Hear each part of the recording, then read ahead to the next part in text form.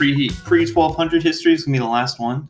It's gonna be over the post-classical period. So in the last video, we talked about the rise and fall of the classical empires. We saw one over here in China we saw two with the Qin and the Han. We saw two in northern India with the Mauryans and then the Gupta. And then we looked over here in Europe at the Romans and the Greeks and then the Romans. And then in the Middle East here for a brief moment with the Persians. So today we're going to continue our discussion. And we're going to start here with this religious map. Because what we're going to see in the post-classical era is that a lot of the modern aspects of religion in Eurasia, Afro-Eurasia, are really going to get solidified here. Not all of it per se, especially when we look at sub-Saharan Africa, and especially, of course, when we look at the Americas and Australia, and even in Europe to an extent, because we have some other things that are going to happen a little bit later on that's going to change what's going on here. But for the most part here, this map you can see in Afro-Eurasia is caused mostly during this era. And of course, right here with the kind of brown and dark brown, we see Islam, right, with Sunni Islam being the lighter brown and Shia Islam being the darker brown, mostly around Iran and Yemen. Okay, and also I guess we see some lighter brown down here in Indonesia. So what we're going to start with here is kind of a overview of the transition between the last period and this period. So the last period really came to a pretty abrupt close with the decline and fall of the Roman Empire, and then the decline and the fall of the Han Empire. The Romans obviously here in the Mediterranean, the Han over here in China. And those two empires were probably the biggest reason for the collapse of society and long-distance trade in the classical era, right? But as we see 600 come about, 600 CE is a very important milestone, mostly because of the rise of Islam.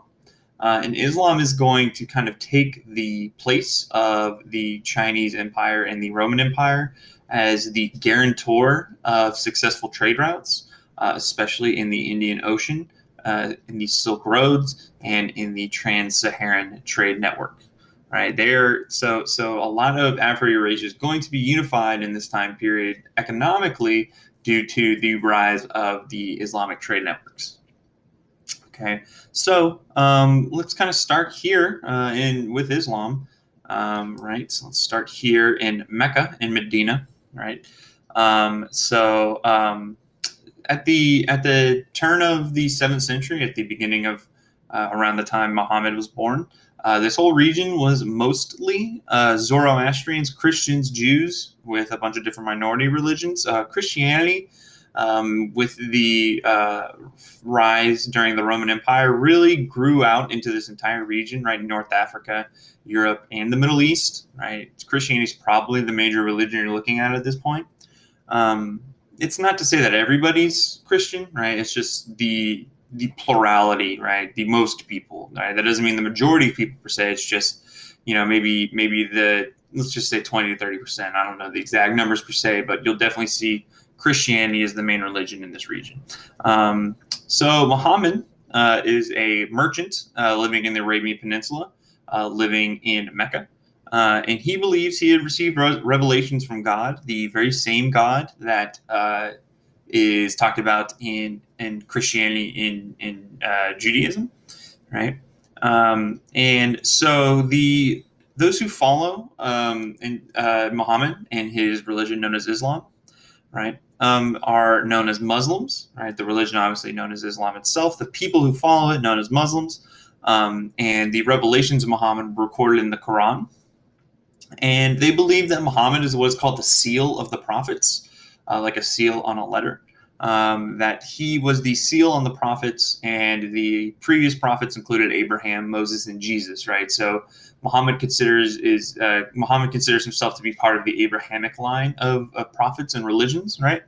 And so it starts out here in Mecca and Medina, mostly in Medina at first. That's where he gets his kind of first following.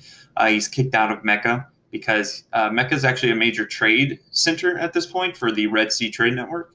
and the leaders of the city of Mecca kick him out because he is kind of protesting against one of their major cultural icons, which is the Kaaba, which houses a lot of different uh, religious idols from different gods. And of course, in Islam, right, idolatry, the worship of idols, is not allowed. And so he speaks really ill against that idolatry at the Kaaba, which is again a major tourist attraction. And so they kind of force him out. He goes to Medina, and there he finds a large following, and then goes back to Mecca and reconquers Mecca. And from there, Muhammad conquers pretty much all the Arabian Peninsula. I should say conquers. He converts the Arabian Peninsula to Islam. Sometimes through military conquest, sometimes just through spreading the word. And speaking of kind of what Islam's about, the kind of core principles of the Quran are known as the 5 pillars of Islam. And so you have the belief in one God, Allah. You have ritual prayer, right? You pray facing Mecca 5 times a day. You have almsgiving, which means giving money to the poor, giving help to the poor. Fasting, right, during the month of Ramadan.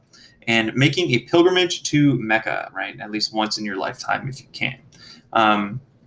They then also created a law code based on the Quran called the Sharia law code that helped to regulate Muslim religious and civic behavior. So Islam is different from Christianity before it, in that Christianity was not necessarily a political ideology in that sense. It will, of course, have political ramifications and it will have a large political influence in many places. But Islam has a political law code very similar to Judaism and the Ten Commandments, right? So I guess Christianity does have the Ten Commandments in a sense, but even the Ten Commandments doesn't really live up to how kind of thorough the Sharia code is, right?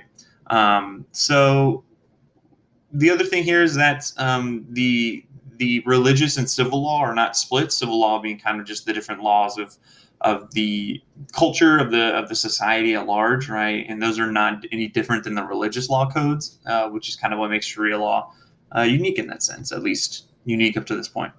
We then also will eventually, after the death of Muhammad, we have a kind of conflict occur between 2 groups of people who did not know how to kind of figure out who was going to be in charge after Muhammad's death, because he didn't really lay a plan out. And so it kind of came down to 2 main ideas. It came down to either we should elect a caliph, that is the kind of lieutenant that is in charge after Muhammad's death, the caliph. One group believed that the caliph should be the kind of most talented, right, the most qualified. And then another group believed the caliph should come from the descendancy of Muhammad. He has lots of family. And so that split creates the Sunni Shia split, right? And so the Sunni Muslims believed that the caliph should be selected from the entire Muslim community and be the best Muslim possible, which at that point was actually maybe not necessarily what it means, because what it means is that there was one particular family that was very powerful in the growing Muslim community, and that is the Umayyad family. They were actually in charge of Mecca as well before they were the ones who kicked Muhammad out. And then when Muhammad came back and brought Islam, they converted because, possibly because for political and economic gains. And then the Shia Muslims believe that it should be the descendants of Muhammad. And so, as we see here, Shia Muslims most prominent in Iran and parts of Iraq over here, right? Which also causes a lot of tension in Iraq and in this general region, right? But within Iraq especially as well, right?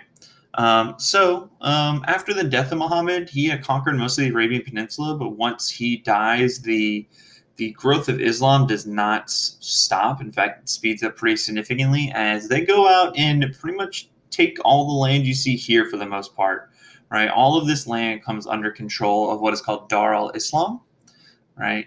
The only exceptions that we don't see here today, or I shouldn't say the only exceptions, some of the major exceptions are going to be southern Spain, right? And other parts of Europe, Sicily, right? Sicily will become Italian or become Muslim, or at least a good chunk of it will become Muslim.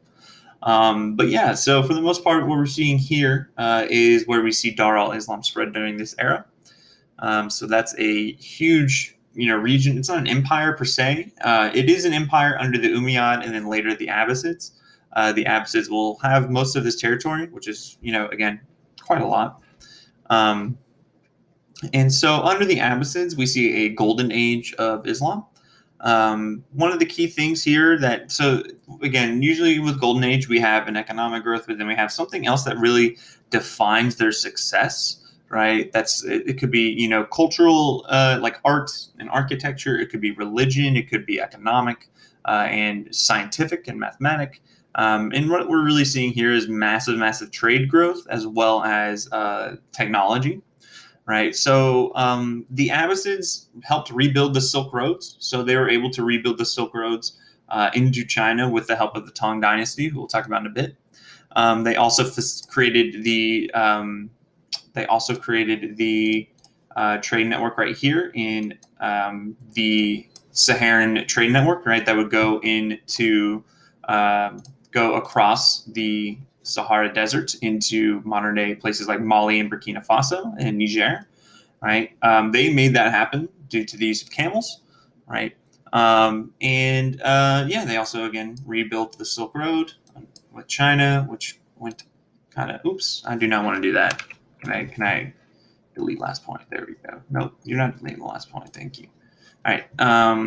So yeah, we would see that that trade route come through here, be protected by the Muslims, and end up usually in Baghdad, also sometimes Constantinople, Istanbul, right? It's two major trade cities, right?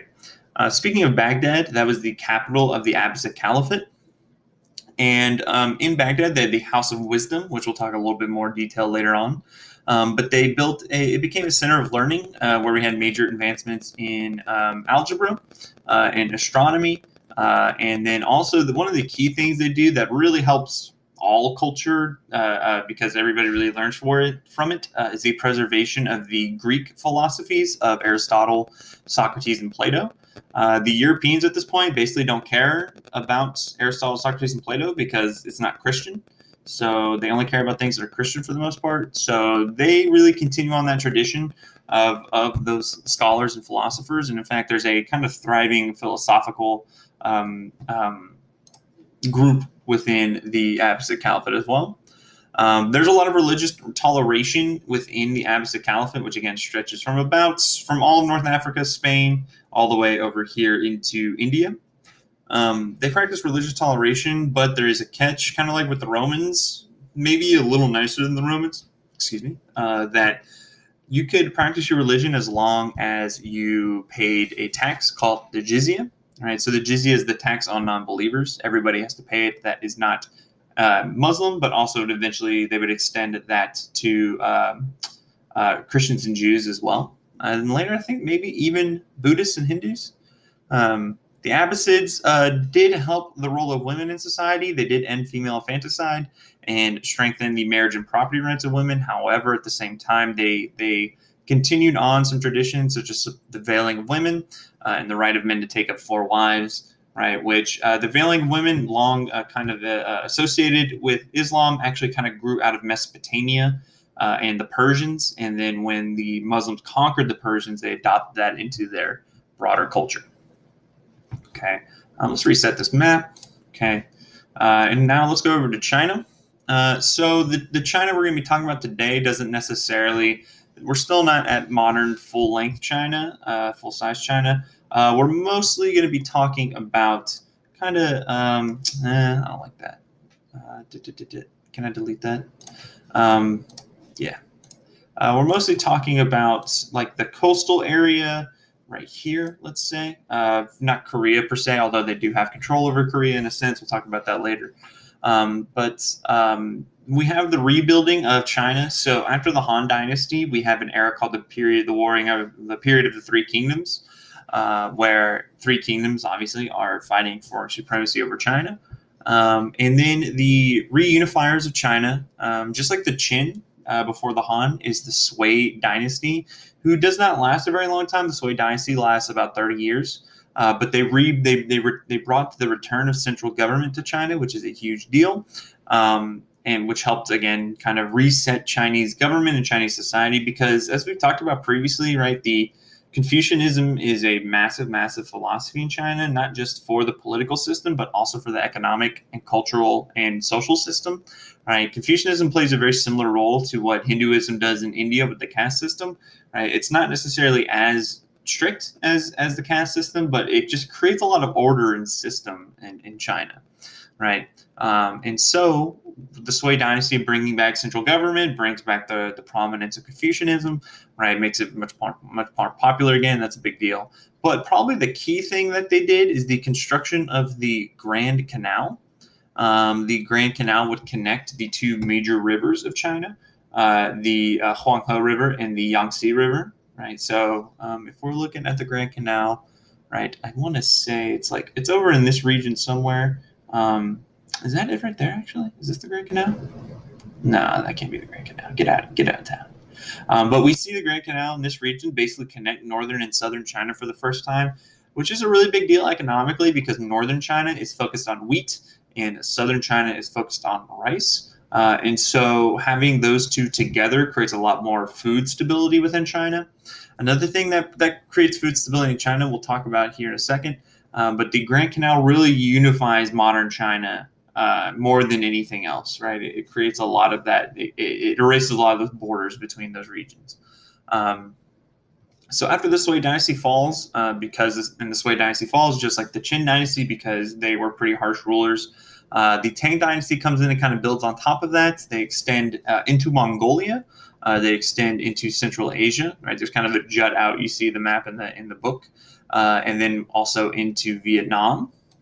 Down here, and it's from Vietnam that they learn about a new type of rice called the champa rice, which they call fast ripening rice, that allows for many more crops per year, which means more food, which means more healthiness, which means less plague, less famine, right? Less droughts, or at least droughts aren't as impactful, right? And stuff like that. The key thing that the Tang do is that they really expand that civil service system and that bureaucracy. Which is a massive, massive component of the Chinese government, right? And this is another golden age. Yes, this is a golden age. This is another golden age of China, the second and the last between the Tang and the Song. Mostly here for technological innovations again.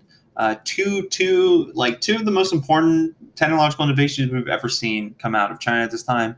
That is gunpowder and that is paper money, which help facilitate trade. Right, those two things put together make this. This alone is enough to kind of see this clearly as a golden age. But there's lots of other innovations as well.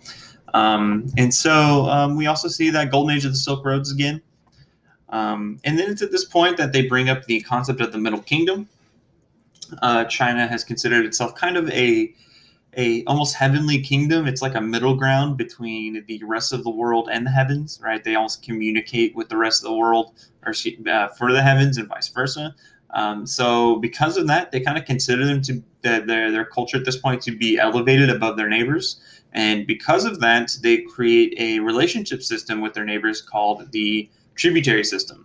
Right. And so the tributary system encompassed Vietnam and encompassed Korea and Japan especially, which is why we're going to see Vietnam, Korea, Japan, all of East Asia and parts of Southeast Asia adopt a lot of Chinese cultural characteristics, such as Confucianism, Buddhism. That's not Chinese per se, but they will get it from China, kind of probably being the two main ones, right? The development of a bureaucratic system, and especially in Korea.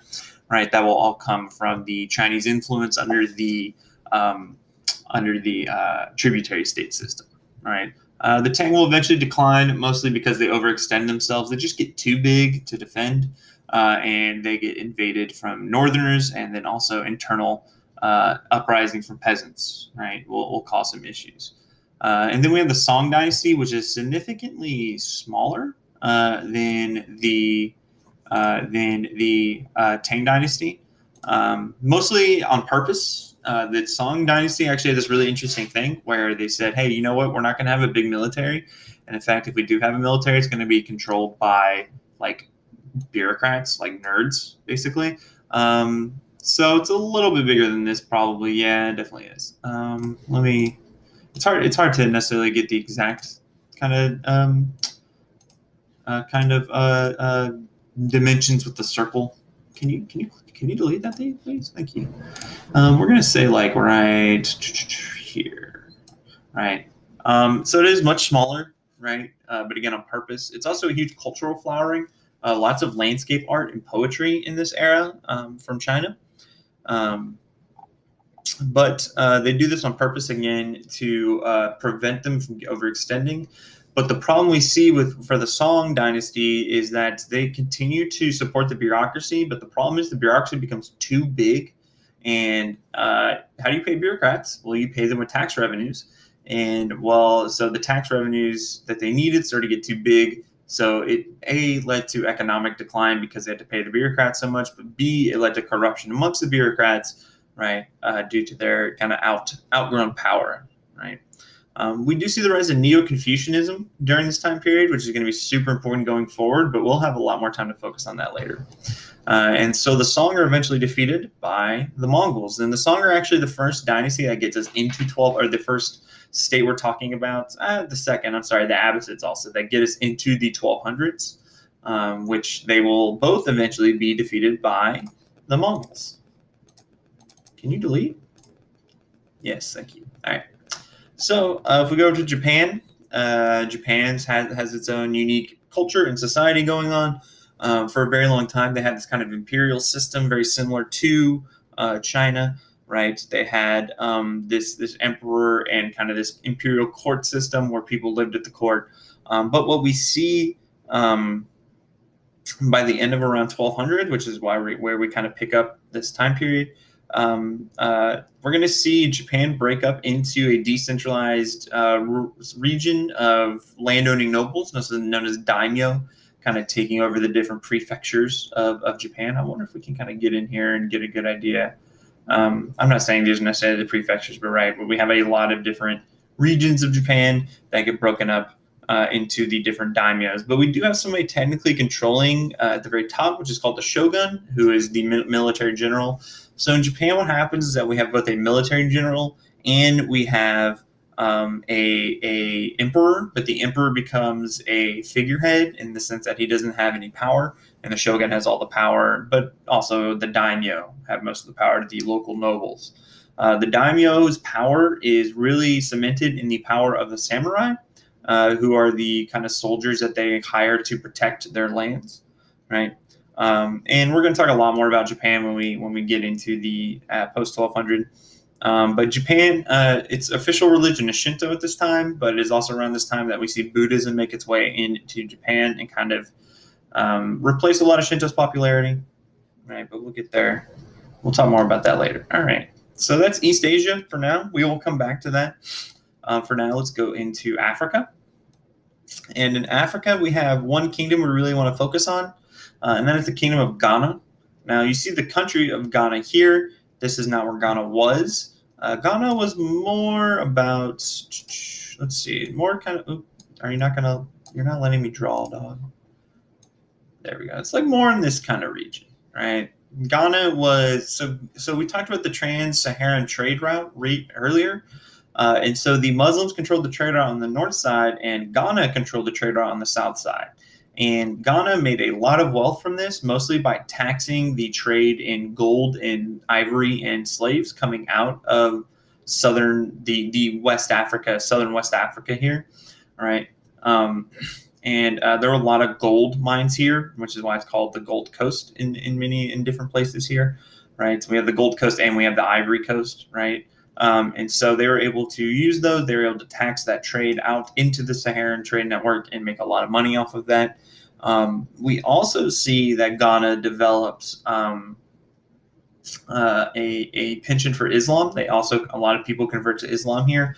But what we see traditionally with the African states is that when they do convert to Islam, it is only really the upper elites, right? The religious and military and economic elites convert to Islam, whereas the kind of common folk, the farmers, tend to just stick with their indigenous religions, right?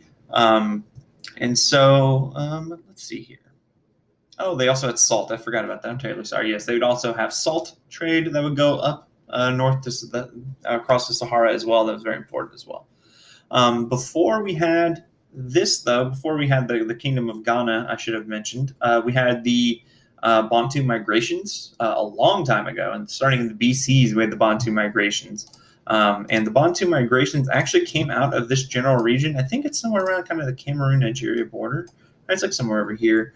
And we see the Ghana migrations not only go this way, right, up into this part, right, but then we also see the Bantu migrations kind of make their way south as well, right? And when we mean, we're talking all over Africa, right? They make their way across the entire subcontinent south of the Sahara. And there's a couple reasons for this: overpopulation in their original region, right? And then also the kind of changing climate of the Sahara really kind of pushed a lot of people out. But mostly it was just overcrowding at this point. And the key thing about the Bantu migrations is the things they brought with them to the indigenous people, the people who are already in the regions that they lived in. And it's three things. It's obviously the Bantu language, but then it is also ironworking and farming, which kind of really helped the economy of these regions grow quite a bit, right? The political system that the Bantu and later on all of sub-Saharan Africa practiced was called kinship groups, where you had these very small communities that were governed by pretty much whoever the eldest male was, a chief. But then what you would see sometimes is when there needed to be large-scale kind of relations between different tribes and different chiefdoms, you would have them all the main chiefs come together and kind of discuss it in a local region, right, and kind of come to a conclusion together, right? So that's what it was beforehand, but by around 1000, so a few hundred years before this era starts, we do start to see more cultivation, and when we see more cultivation, that leads to more complex forms of government, because when we talk about farming, it's not just, hey, I'm going to go farm this land. You have to lay out whose land is whose.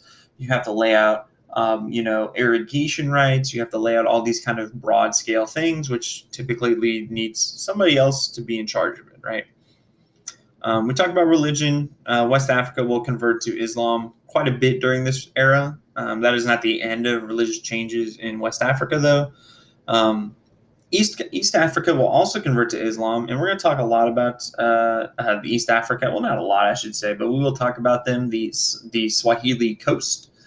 They are a key component of the Indian Ocean trade network, mostly with gold, salt, and ivory, and slaves as well. Okay, and then down in kind of near modern Zimbabwe was the Great Zimbabwe, which was a kingdom in its own right that was made powerful due to its trade with the Swahili coast, and then they kind of collapsed, and we don't know why. We're assuming some sort of environmental degradation and the decline of mining in the region.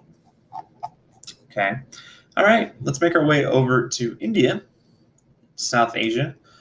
So India during this time period continues its decentralized structure.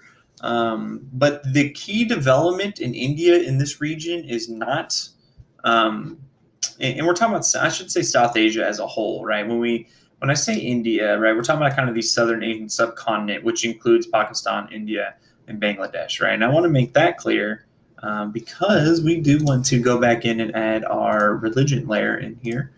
Because one of the key developments for this region happens during this era, and that is the movement of Islam into northern India.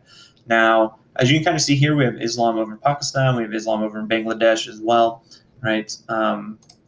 But what we're seeing here is that it's actually, during this time period, we see a long band of Islam kind of going through, pretty much all of northern India, right? We can kind of connect this area up.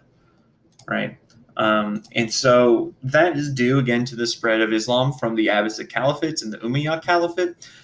So southern India stays very strongly Hindu during this time period, except for the coastal areas where merchants kind of make their way in.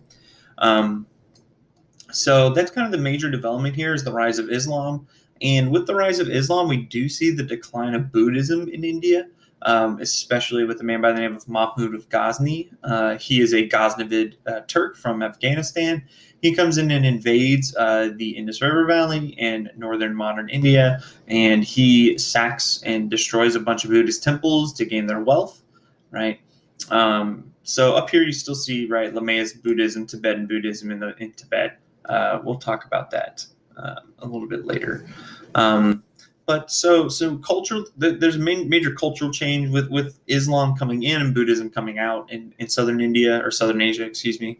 But economically, despite not having any unification, and we will talk about some kingdoms in South Asia later on, they actually thrive in trade because of their location in the Indian Ocean. We see southern India is like the midpoint of the entire trade network, which helps southern India thrive. The other thing is also the monsoon winds, right? So we have two kind of major monsoon wind networks, right? We have one that goes between the Swahili coast and the Coromandel. I forget which coast this is, but we see a major monsoon network go there, and then we also see a major monsoon network going here, right? And so that really focuses people onto India. And the monsoon winds, how it works is that if you can kind of grasp the monsoon winds with your and go and use them at the right times, it's going to make your travel a lot quicker to and from India if you're in the right season. Right, so because of that, right, it made India a very popular outpost for trade in the Indian Ocean, which also brought a lot of Muslim merchants, and is also why we see a lot of Islam here in Indonesia today. Speaking of Southeast Asia, India has a lot of influence on Southeast Asian culture during this time period, and it's mostly through religion. It is mostly through Buddhism. We can see here, it's got this purple Theravada Buddhism. We'll talk about the different Theravada versus Mahayana Buddhism a little bit later. As you can see here, though, China is mostly Mahayana Buddhist, as is Korea, whereas Thailand, Southeast Asia in general, is Theravada Buddhism. Theravada Buddhism is a lot more tougher, a lot more strict. Mahayana Buddhism is a little more relaxed, laid back. But we'll talk about that when we get there. So Buddhism and Hinduism moving into Southeast Asia is a major deal. It has a lot of impact upon the states there, especially when it comes to architecture, art, and language. But we also see the rise of Islam down here in the Malacca Kingdom. And we get Islam here because of the merchants of the Indian Ocean, right? As we can see, if you look here, right, Islam kind of dominates the coast of the Indian Ocean trade network, and even today, right? And that was maybe even more so back then. And so by these Muslim merchants making their way here to trade, brought Islam with them, converted a lot of people to Islam. And today we see the kind of fruits of that labor, with Indonesia being the most populous Muslim majority nation on earth, right? Okay, we'll talk more about Southeast Asia as well. So yeah, let's make our way over to Europe. Let me get a sip of this water real quick.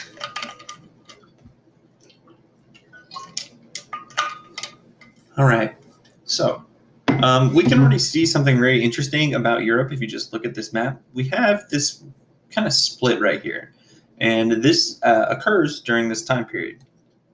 But before we get to that, so after the fall of the Roman Empire, we still technically have an empire remaining centered around Istanbul, kind of in, let's say, this region-ish. Yeah, that's actually pretty good.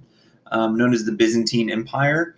And so Eastern Europe really has a lot of solidification of its political system and stability for a long time. In fact, they almost reconquer the western part of the Roman Empire.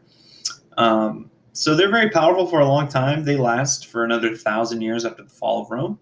And so this area is really, really solidified until we see the rise of Islam, and we see Islam eventually kind of chop away all these regions from the Byzantines, kind of leaving the Byzantines with the Balkans and the Hellespont here, and then really eventually defeating the Byzantines in 1492, which again we'll get to later on. But Western Europe is a little bit of a mess. Western Europe is separated into tons of different individual states and tribes.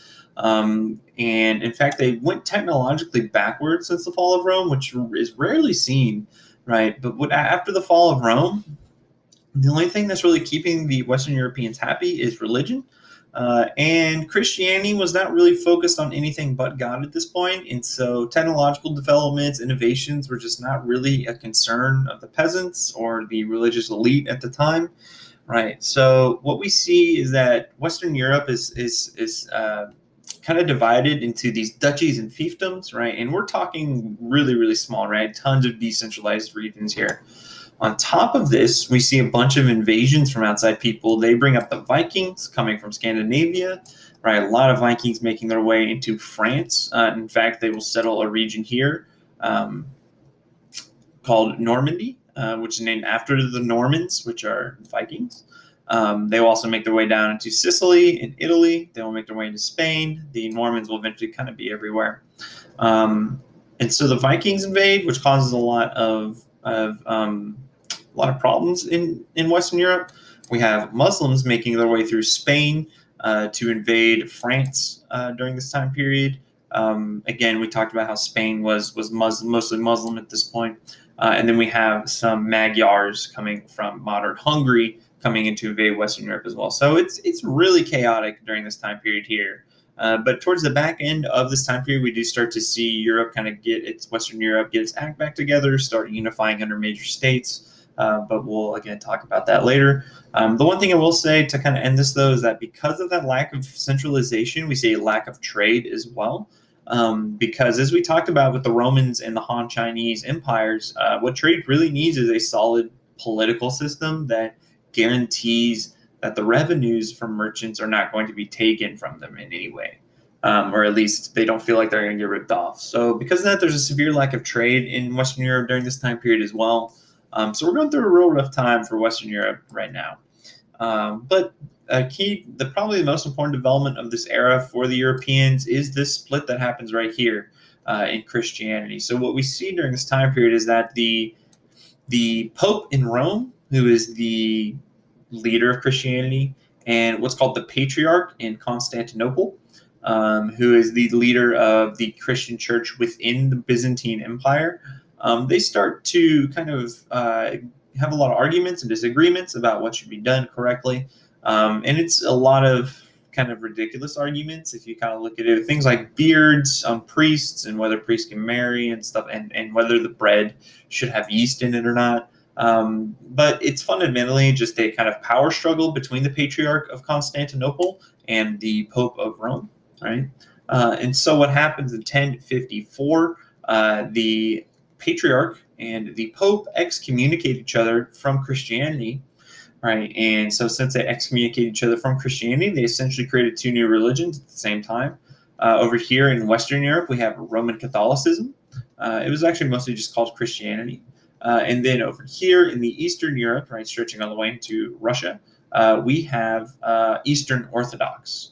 Right, we have Eastern Orthodox over here. We'll have Russian Orthodox, Greek Orthodox, all different kind of sects of Orthodox, just like we have different sects of Christianity over here. But we'll get to those a little bit later as well. So that's a huge deal.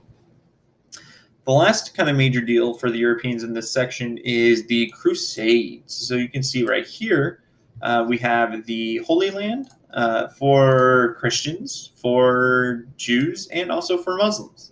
For Muslims, this is just as much of a Holy Land as for the Christians and the Jews, and so everybody wants this land. And so around 1095, in an attempt to kind of unify Western Europe a little bit and also to kind of gain more political control within Western Europe, the Pope called for a crusade on the Holy Land to retake Jerusalem for Christians. And the first crusade is actually successful because the Muslims of the region and the era are not unified. They're all kind of fighting with each other. And so they're able to kind of sneak in and surprise them and take over the Holy Land, and they'll hold it for a little bit. But then a guy by the name of Saladin, that's his European name. I believe he has a different actual name. But Saladin unifies the Muslims in the region and reconquers Jerusalem for the Muslims. And then the Christians tried more crusades, and they all fail. I think there's 12 in total. They're all pretty abject failures. One of the key things about the Crusades is that it actually I don't want to get too deep on this, but basically allows for the younger lords of Europe. The younger sons of lords in Europe do not get land, and so essentially it gave a whole group of really angry younger lords something to do. Right, that was one of the major reasons it occurred. But the Crusades also really see the beginning of the end for the Byzantines, because the Fourth Crusade actually sacks the city of Constantinople and essentially destroys it. And so the Crusades are mostly a massive failure. The one thing it does do is that it brings European Christian merchants into contact with Muslim merchants. And those Muslim merchants are like, hey, you dropped this back there a few hundred years ago. It's the teachings of Socrates and Plato and Aristotle. And the Greeks at large. And so the Europeans take those ideas and a bunch of technologies from the Muslims of this region, bring them back into Europe. And because of these, we see kind of the growth of scholarship in Europe, and we also see the growth of new technological innovations in Europe during this time period because of the Crusades. So the Crusades did have one positive effect for the Europeans. I'm going to reset this map one more time, and we're going to go west to the Americas. We're going to talk more about the Inca and the Aztecs pretty soon, but there are two societies we want to talk about. We want to go to North America, and we want to talk about the Mississippian civilization, which was centered along the Mississippi River, and centered along the particular city near St. Louis called Cahokia. That was the major trade network. Basically, this was a society that was really focused on regional trade throughout the Mississippi Valley. It was a bunch of Native American groups who kind of were unified economically through trade. But that's kind of all we really need to know about them, I suppose. There's a lot to talk about there, but that's okay. And then down near Mexico City, we have the Toltecs. Who took a lot of ideas from the Maya down here, especially their religion, and brought them into their city of Tula. The Toltecs were very, very powerful and very important for the development of later civilizations, such as the Aztecs. Okay, so let's talk about the world in 1200, basically the time we're really starting our narrative here. We see a lot of connection of Afro-Eurasia. I'm going to reset this map. I know I said it one more time. I lied. We see a huge reconnection of Afro-Eurasia through the Indian Ocean Trade Network and the Silk Roads and the Trans-Saharan Trade Network. So in the last era, our three major trade networks were the Silk Roads, the Indian Ocean, and the Mediterranean Sea. The Mediterranean is not really a major trade network anymore. Now it's been replaced by the Trans-Saharan Network. And the Indian Ocean is probably more powerful than it was beforehand, as is the Silk Roads are probably just about the same. The Byzantine Empire and then the Muslim caliphates provide a lot of stability in this region. That's kind of all about to go out the window, but that's okay. China and Islam are centers of innovation and technology.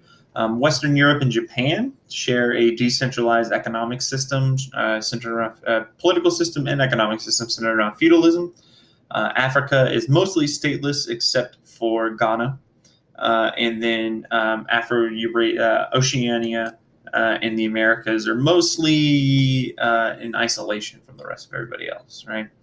And we're going to see all of Afro-Eurasia come together thanks to a group called the Mongols here pretty soon. But thanks, guys, so much for watching. See you in the next one.